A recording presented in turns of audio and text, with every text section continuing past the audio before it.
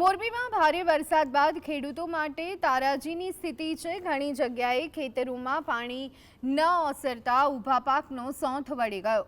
નવા વાસ ગામે વરસાદે વિરામ લીધો પણ ખેતરોમાંથી પાણી ઓસર્યા નથી। ખેડૂતોએ કહ્યું કે ખેતરોમાં ઘૂંટણસમાં પાણી ભરેલા છે અને 14,000 વીઘા જમીનમાં વાવેતર નિષ્ફળ જવાની પૂરી સંભાવના છે। મજબૂરીમાં ખેતરોમાંથી પાણીના નિકાલ માટે ખેડૂતોએ મશીનથી મરણિયા પ્રયાસ શરૂ કર્યા, પરંતુ ખાસ કોઈ ફરક પડે એવી સ્થિતિ જણાતી નથી।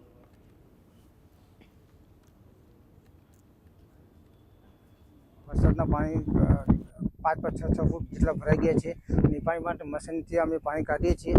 જો આ પાણી ન કાઢીએ તો અમારે બીજા મૂળ ઉત્પાદન થાય નહીં, એટલા માટે અમે આ પાણી કાઢીએ છીએ।